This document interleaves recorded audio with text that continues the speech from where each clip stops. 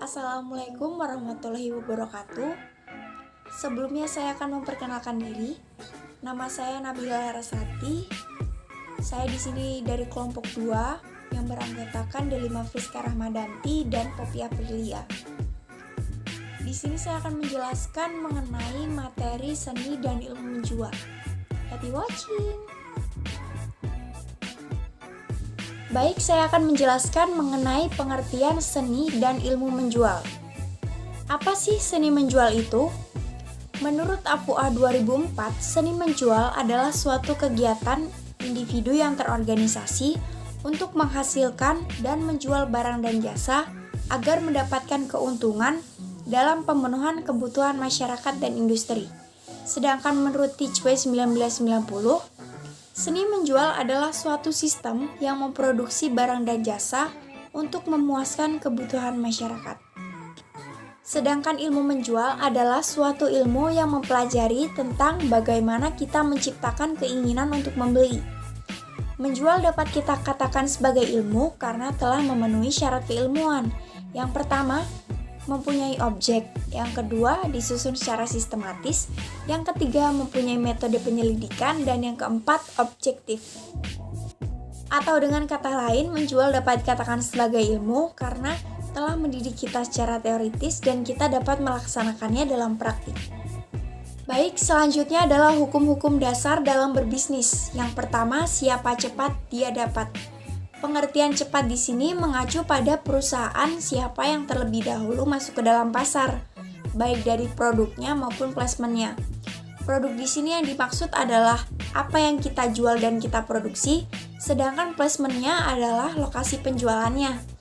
Dalam praktiknya, hukum ini terlihat dalam kegiatan bisnis seperti perusahaan-perusahaan yang terlebih dahulu muncul di pasar memiliki keunggulan dibandingkan perusahaan yang baru muncul di pasar. Konsumen biasanya sulit diajak untuk berpindah tempat apabila di tempat yang pertama sudah cukup baik. Oleh karena itu, hal ini yang menyebabkan sebagian dari kita gagal untuk membangun usaha karena ada orang lain yang lebih dahulu sebelum kita. Yang kedua yaitu berani tampil beda. Berani tampil beda merupakan hal yang sulit untuk dipraktikkan. Hal ini dikarenakan banyaknya persaingan yang terjadi dalam pasar dan di suatu industri. Resiko yang terjadi pun relatif besar apabila kita tidak mengetahui situasi yang sedang terjadi. Dalam hukum ini tidak masalah siapa yang menjadi pertama, asalkan pesaing baru dapat tampil beda dari yang sudah ada. Berbeda atau memiliki keunikan dari segi produk intinya ataupun atribut produknya.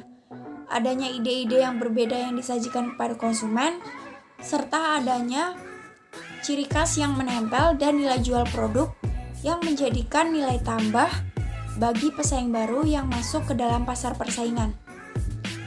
Nilai tambah yang dapat kita berikan kepada konsumen dapat berupa jangka waktu kredit yang panjang, harga yang lebih bersaing, delivery service, tempat yang lebih aman, serta pelayanan yang lebih prima. Yang ketiga yaitu perusahaan berfungsi sebagai penjual. Penjualan merupakan urat nadi dari semua unit usaha.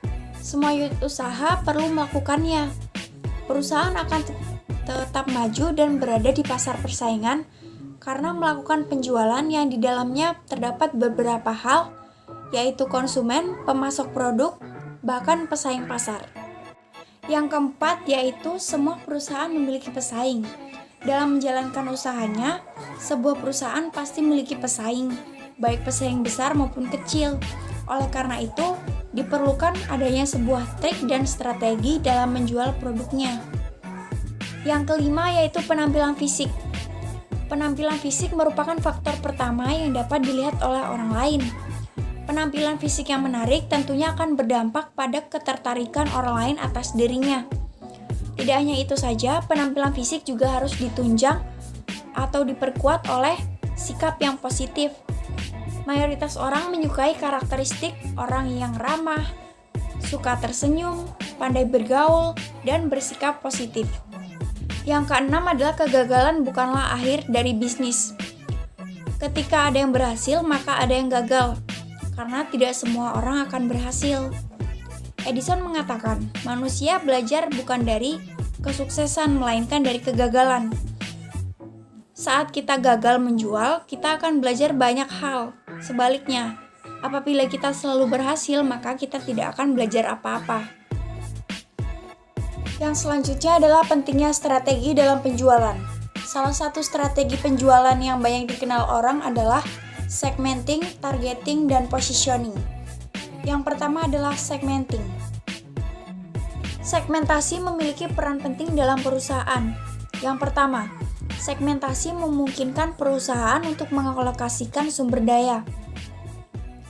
Dengan membagi pasar menjadi segmen-segmen, akan memberikan gambaran perusahaan untuk menetapkan segmen mana yang akan dilayani.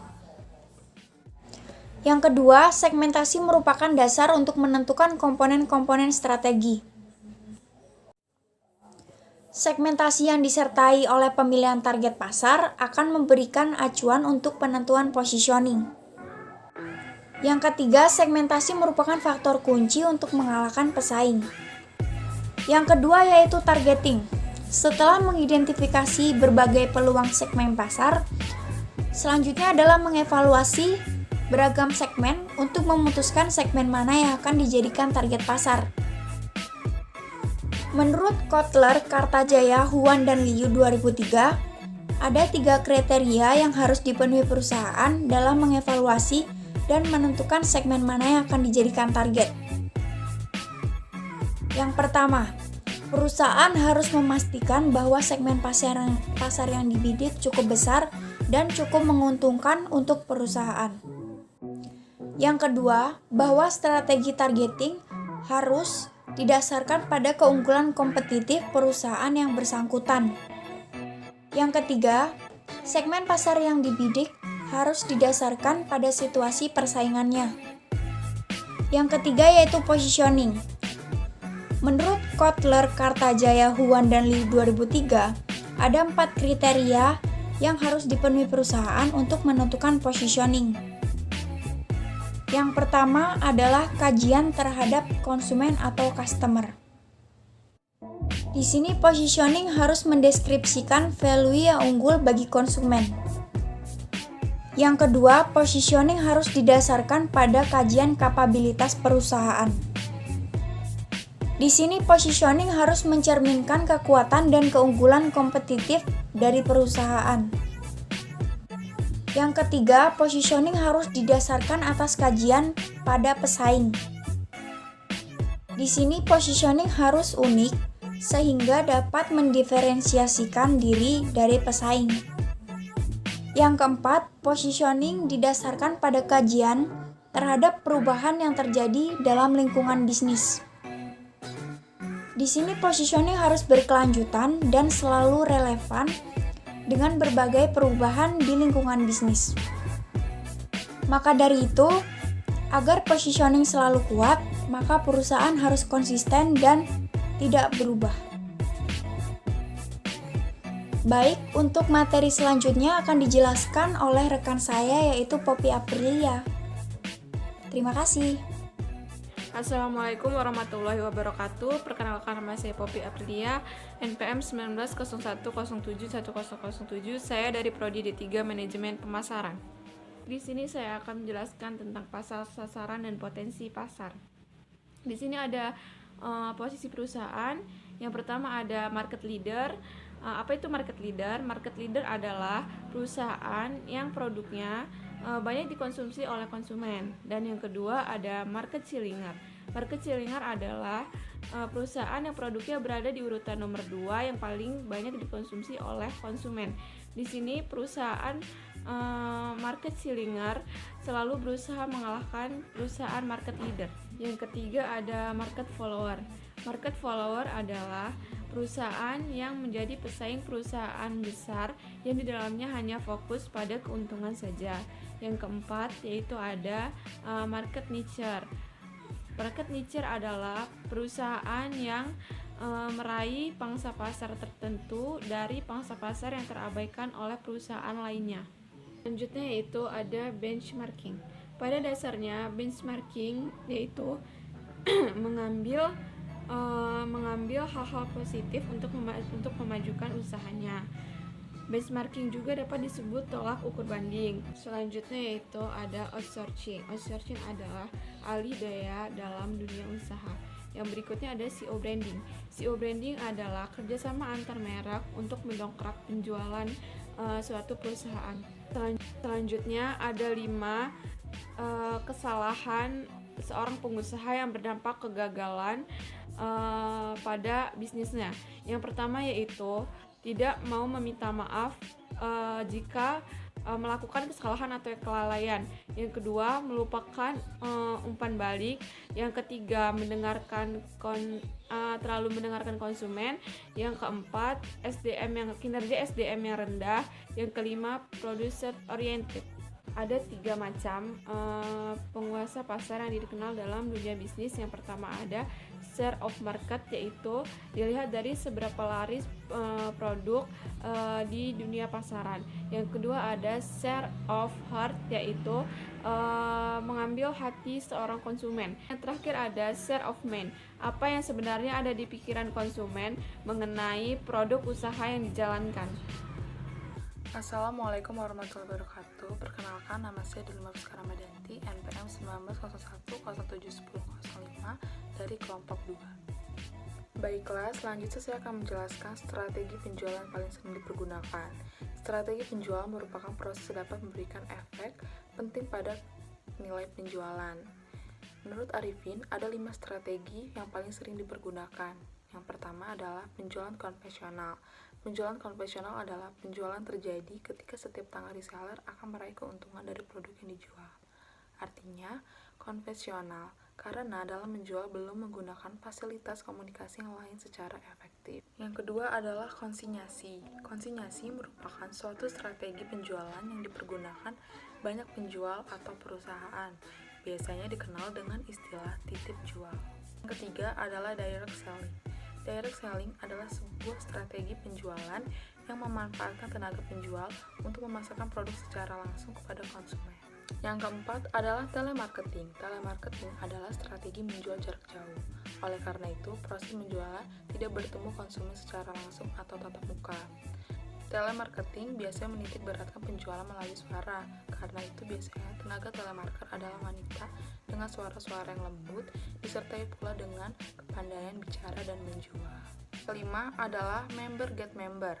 Member get member adalah strategi penjualan yang memanfaatkan konsumen untuk meraih konsumen baru. Selain 5 strategi di atas, terdapat 10 strategi penjualan lainnya, yaitu yang pertama, cross-selling. Cross-selling merupakan penjualan produk lain kepada konsumen yang sama secara langsung. Yang kedua, take one box.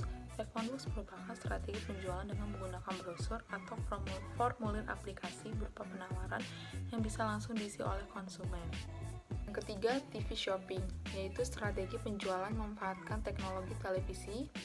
Yang keempat, mail order, yaitu strategi penjualan dengan menggunakan jasa pos atau kiriman surat. Yang kelima adalah telepon shopping, yaitu strategi penjualan dengan ujung tombak penjualannya adalah telepon. Yang keenam, company referral, strategi penjualan yang menggunakan kerjasama dengan perusahaan lain yang produknya berbeda, tetapi masih berkaitan dengan produk perusahaan tersebut.